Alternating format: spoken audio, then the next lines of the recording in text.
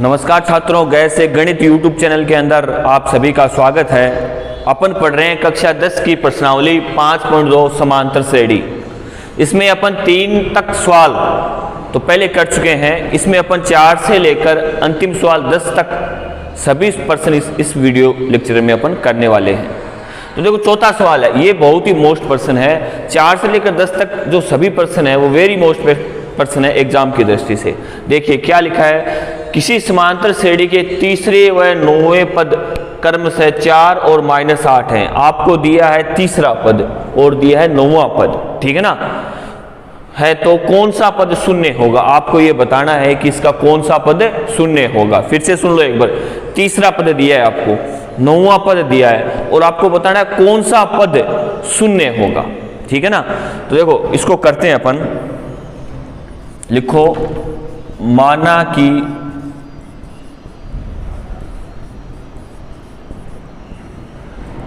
समांतर श्रेणी का प्रथम पद A व सार्वअंतर D है। प्रथम पद A मान लिया और सार्वअंतर D मान लिया। अब आप जानते हो कि किसी समांतर श्रेणी का तीसरा पद का क्या सूत्र होता है। देखो, तीसरे पद का पहले आपको मैं nवें पद का सूत्र बता देता हूं। तो an बराबर a प्लस n-1 गुणा D। इस सूत्र का विस्तार से अपन इससे पहले वाले वीडियो लेक्चर में कर चुके हैं। इसमें भी आपको मैं समझा देता हूं। देखिए यहाँ पे क्या लिखा, an बराबर a प्लस n-1 गुणा D। यहाँ पर n है तो यहाँ पर आएगा n-1, उसको गुणा करना पड़ेगा आपको D से। तो बताइए तीसरे पद का क्या सूत्र हो जाएगा, a3, यहाँ पे n का मान 3 आ गया, a प्लस 3-1 गुणा में D हो जाएगा। a प्लस 3 में से 1 घटाया गया 2D, ये a3 का गया। आपको प्रश्न में दिया गया है कि तीसरा पद का मान कितना है, 4 है। आप इसको मान लो समीकरण नंबर 1, ठीक है। इसी प्रकार 9वें पद का मान कितना दिया है, -8 दिया है। तो आप सीधा भी लिख सकते हो a9 बराबर a प्लस, यहाँ पर 9 है तो इससे 1 कम कितना, 8D बराबर कितना है, -8 है। ये समीकरण नंबर 2। अब देखो, ऐसे जितने भी प्रश्न होंगे सभी प्रश्नों में सिर्फ और सिर्फ यही एक तरीका आपको काम में लेना है, ठीक है ना। समीकरण 1 मान लिया, समीकरण 2 मान लिया, ठीक है। तो अब देखो क्या करना है, a और a दोनों बराबर है यहाँ पर। तो समीकरण 2 में से 1 को घटा दो या 1 में से 2 को घटा दो, आपकी मर्जी, आपको D मिल जाएगा उससे, क्योंकि a से a कट जाएगा, ठीक है। तो मैं कह रहा हूं समीकरण 2 माइनस समीकरण 1 से, समीकरण 2 में से 1 को घटाना है। क्यों घटाना है, क्योंकि a से कट जाएगा, आपको D का मान मिल जाएगा। जो D का मान मिलेगा उसे कोई भी समीकरण में पुट कर दीजिए, a और D दोनों आपके पास होंगे। और इस दुनिया में कोई भी पद आपको निकालना हो और a और D आपके पास हो तो आप कितने भी पद इससे निकाल सकते हो। चाहे 100वां पूछे, 200वां पूछे, 1000वां पूछे, n वां पूछे, कोई सा भी पद पूछे आप सभी से निकाल सकते हो। देखो इधर करते हैं अपन, 2 समीकरण पहले लिखते हैं, a प्लस 8D बराबर -8, ठीक है। अब समीकरण 1 लिखते हैं, a प्लस 2D बराबर 4, ठीक है। इसमें से इसको घटाना है। अब घटाने के लिए क्या करेंगे, घटाने के लिए बस इतना सा करना है, जो नीचे लिखा है उसके चिन्ह चेंज करने हैं। चिन्ह चेंज करने का मतलब, जो प्लस का है उसे माइनस का कर दीजिए और जो प्लस का है उसे माइनस का कर दीजिए और जो प्लस का है उसे माइनस का कर दीजिए। यदि यहाँ भी माइनस का होता तो आप उसे क्या कर देते, प्लस का कर देते। देखो a से a कट गया, क्योंकि ये प्लस का ये माइनस का शून्य हो गया। अब देखिए ये 8D है, 8D में से क्या करोगे, माइनस के 2D, कितना D बच जाएगा, 6D। किसका बचेगा, प्लस का बचेगा, ठीक है, बराबर। ये भी माइनस का 8 है, ये भी माइनस का 4 है, तो माइनस के कितने हो जाएंगे, माइनस के हो जाएंगे 12। तो D का मान आ जाएगा आपको 12 माइनस के 12 बटे, ये देखो 6 गुणा में आपको सिर्फ D का मान, इसको बटा में भेज दीजिए तो D का मान आ जाएगा आपके पास -2। डी का मान आपको मिल गया। अब डी का मान मिलने के बाद आप ए का मान निकाल सकते हो? हाँ निकाल सकते हैं। यहाँ पर रख दो डी का मान, चाहे यहाँ पर रख दो। ये छोटी समीकरण मैं इसमें रख रहा हूँ, तो लिखोगे डी बराबर 2 समीकरण 1 में रखने पर, डी बराबर 2 समीकरण 1 में रखने पर, यह समीकरण 1 रखो, इसमें a प्लस 2 है, d के स्थान पर क्या रख दोगे? माइनस का 2, ठीक है, बराबर 4। अब देखो a का मान निकालना है तो a, अब देखो इस प्लस के 2 को माइनस के 2 से गुणा करोगे तो प्लस को जब गुणा किया माइनस से तो आएगा उत्तर माइनस, 2 को 2 से गुणा किया आएगा 4, बराबर 4 है। आपको a का मान निकालना है तो बराबर से इधर सिर्फ और सिर्फ a को रखना है, बाकी जो मान है उनको बराबर से उधर भेज दीजिए, ठीक है। तो a बराबर कितना आ जाएगा? 4 तो यहाँ पे है, ये इधर माइनस का इधर भेजते किस में आ जाएगा? प्लस में, तो ये जाएगा प्लस 4 बराबर आ जाएगा 8, यानी a का मान आ गया आपके पास 8, ठीक है ना। d का मान -2, a का मान 8। अब आप चाहो उन सभी मानों के पदों के मान निकाल सकते हो जो आपको पूछा है। ये पूछ रहा है कि क्या इसका कोई पद शून्य होगा क्या, यानी an का मान आपको दे दिया। an का मान कितना दे दिया इसने? शून्य दे दिया। आपके पास के क्या क्या मान है? an का मान 0 है, d का मान -2 है, a का मान 8 है, आपसे n का मान इसने पूछा है। इसको थोड़ा मिटो देते हैं, उसके बाद आगे करते हैं।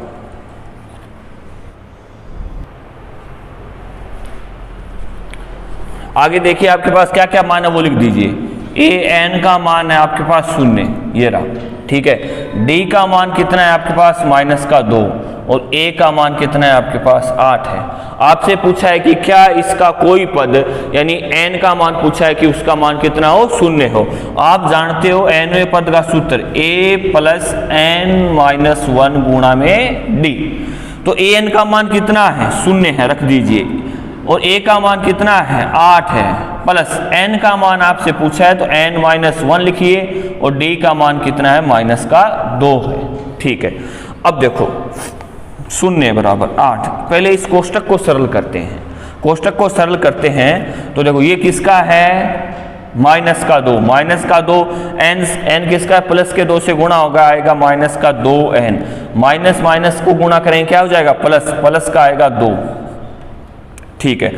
अब देखो 8 और 2 दोनों जुड़ जाएंगे ना, ये हो जाएगा 10, -2n बराबर क्या है? 0 है। अब देखो बराबर 0, अब ये -2n, इस माइनस के 2n को इधर भेज दीजिए, तो ये किसका हो जाएगा? इधर आते ही प्लस का हो जाएगा, तो 2n बराबर 10, तो n बराबर कितना हो जाएगा? n बराबर हो जाएगा 10/2, यानी n बराबर आपके पास आ जाएगा 5। n का मान कितना आ जाएगा? 5। अतः आप कह सकते हो कि इस समांतर श्रेणी का 5वें पद का मान कितना आएगा? 0 आएगा, ठीक है। 5वां सवाल, किसी समांतर श्रेणी का तीसरा पद 16 है व 7वां पद 5वें पद से 12 अधिक है, तो समांतर श्रेणी याद कीजिए। इससे पहले वाला भी ऐसा था, ऐसा कैसा यही है। देखो ये उससे ज्यादा इंपोर्टेंट है, चौथे से ज्यादा इंपोर्टेंट है 5वां। देखिए क्या है, माना कि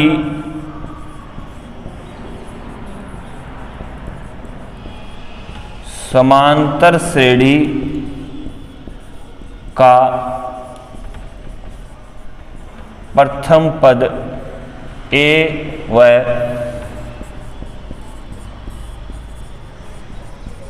सार्वअंतर d है। इतना मानने के बाद आपको देखो इधर देखना है कि समांतर श्रेणी का तीसरा पद 16 है, तो आप सीधा लिख सकते हो a3 बराबर a प्लस, आपको बताया गया यहाँ पे 3 है तो यहाँ पे कितना आना चाहिए? 2 आना चाहिए, इससे 1 कम आना चाहिए, तो 2d बराबर कितना है? 16 है। इसको मान लो समीकरण नंबर 1। दूसरा, 7वां पद 5वें पद से 12 अधिक है। इसको समझिए क्या क्या कह रहा है कि जो 7वां पद है वो 5वें पद से 12 ज्यादा है। देखो समझो, जैसे मैंने यहाँ पे लिख रहा हूं पहले 7वां माइनस 5वां बराबर 12, ये गणित के रूप में आएगा, वो भाषा के रूप में था। इसको समझो कि 7वें पद का जो मान है उसमें से 5वां पद अपन घटाएंगे तो उत्तर आएगा 12। एक बार फिर से समझ लीजिए कि जो पांचवें पद से, उल्टा समझो, पांचवें पद से सातवां पद 12 अधिक है, ठीक है ना, अधिक है। इसका मतलब क्या हुआ कि उत्तर जो दोनों को घटाएंगे ना तो उत्तर 12 आना चाहिए, जब भी तो अधिक होगा। यदि कम आता तो आप कहते ये कम है, माइनस में उत्तर आता तो। अब ज्यादा आएगा तो उत्तर किस में आएगा, प्लस में आएगा। तो दोनों पदों को जब घटाएंगे तो उत्तर 12 आएगा, प्लस में आएगा। यहां पे प्रश्नानुसार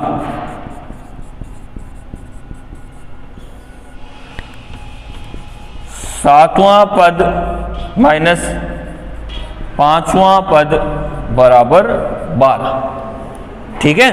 अब सातवें पद का सूत्र लिखना है और पांचवें पद का आपको सूत्र लिखना है। सातवें पद का सूत्र क्या होता है, सीधा ही लिख रहा हूं, a प्लस 7 है तो 6d, ठीक है, माइनस पांचवें पद का उत्तर क्या है, a प्लस 4d बराबर 12। अब सबसे पहले इनके कोष्टक को सरल कर लीजिए। कोष्टक को खोलोगे तो ये तो सीधा का सीधा है, जाएगा a प्लस 6d। अब यहाँ देखो गलती यहाँ पे होती है बच्चों से, ये माइनस है बाहर, माइनस है तो इसको a से गुणा करें, क्या आएगा, माइनस का a। माइनस है, ये भी क्या है, प्लस, तो माइनस को प्लस से गुणा करें, क्या आएगा, माइनस का 4d बराबर कितना है, 12 है। अब देखो प्लस का माइनस का a और प्लस का a दोनों आपस में कट जाएंगे, बच गया है क्या, 6d तो प्लस का, 4d माइनस का। तो 6d में से 4d घटा दोगे तो बच जाएगा 2d, किसका, प्लस का, बराबर क्या, 12।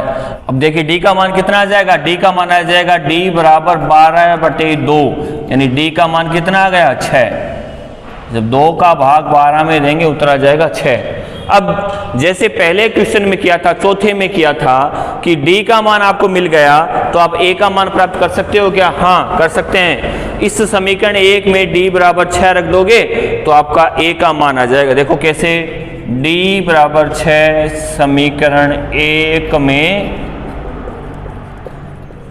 रखने पर जो d का मान 6 है वो इसमें रख दीजिए, a प्लस 2 d के स्थान पर 6 बराबर कितना है, 16। 6 को 2 से गुणा किया, क्या जाएगा, 12 बराबर 16। तो a बराबर आ जाएगा, इस 12 को आप उधर भेज दो क्योंकि आपको a का मान चाहिए ना सिर्फ, तो 16 तो पहले से थे, इसको उधर भेज दिया तो आ जाएगा 12। तो a बराबर क्या आ जाएगा, 16 में से 12 घटाए, उत्तर आ जाएगा आपका 4।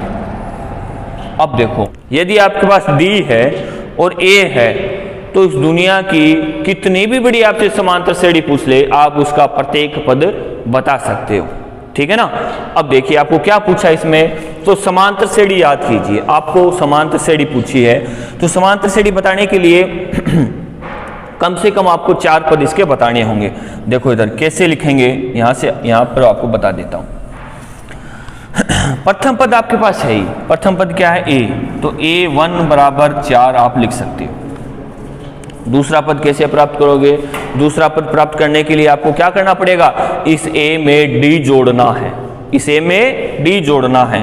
तो a2 बराबर क्या होता है, a प्लस d, यानी a का मान कितना है, 4 प्लस d का मान कितना है, 6, उत्तर आ जाएगा 10, ठीक है।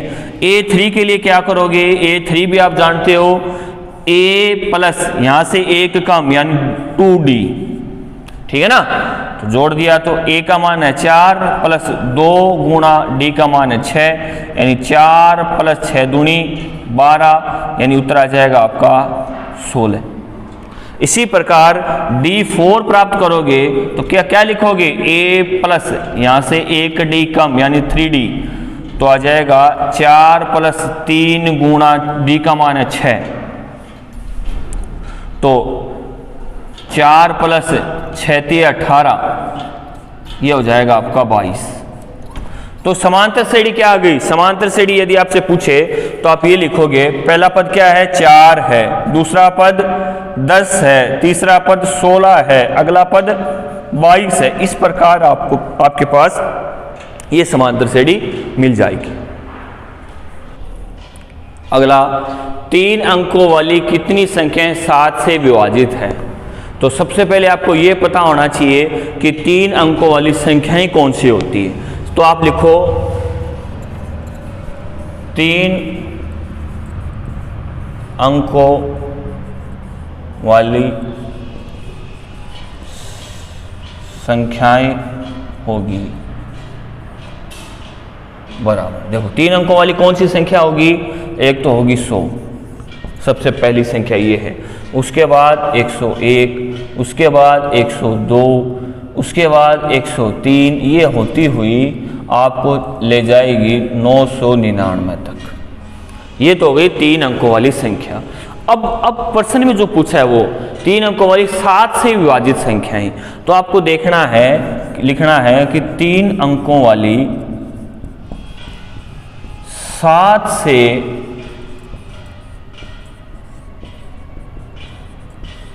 विभाजित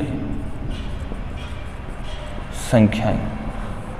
अब देखो 7 से विभाजित होने वाली संख्याएं आपको अब देखनी है। देखो 7 से कौन कौन सी संख्या विभाजित होगी, जिनमें 7 का पूरा पूरा भाग जाएगा, वो संख्याएं आपको यहाँ पे लिखनी है, पूरी नहीं लिखनी है। देखो इधर कैसे करते हैं, क्या 100 में जाता है 7 का भाग? नहीं जाता।